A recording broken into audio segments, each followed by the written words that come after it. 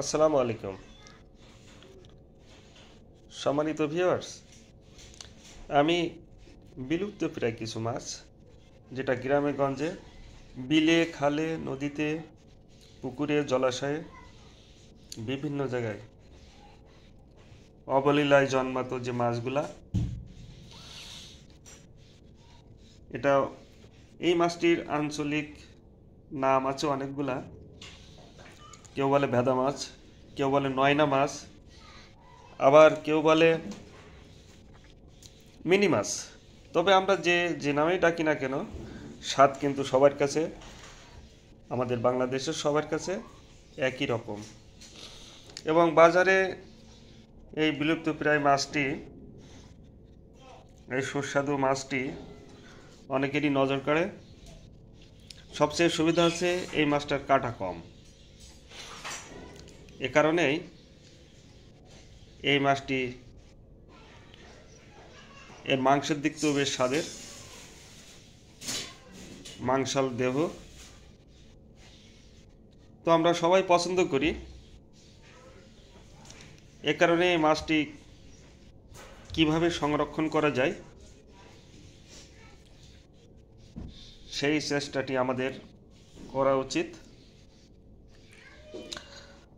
আরও একটি মাছ দেখি,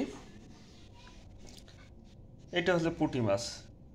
পুঁটি মাছ মানে ছোট জাতের পুঁটি, ওইটা ঠিক না, বা থাই পুঁটি বলি সেটাও কিন্তু না।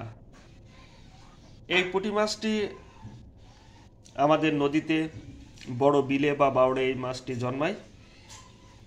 এটাই আমরা আঞ্চলিক ভাষায়, বিশেষ করে যশোর অঞ্চলের ভাষায় এই মাছটিকে বলা হয় সরপুঁটি মাছ।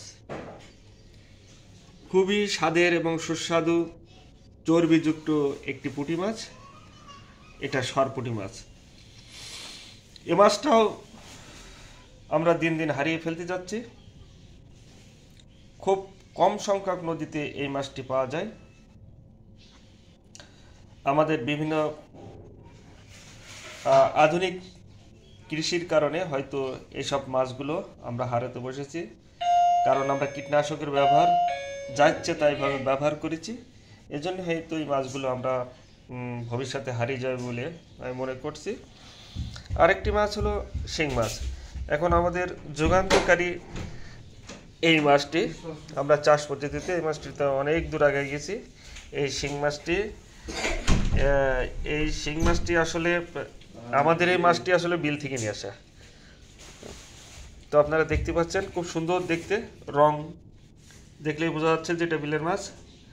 আর আজ আপনাদের এ পর্যন্ত, দেখা হবে পরবর্তী কোনো ভিডিওতে। সে পর্যন্ত আপনারা ভালো থাকুন, সাবধানে থাকুন, নিরাপদে থাকুন। আল্লাহ হাফেজ।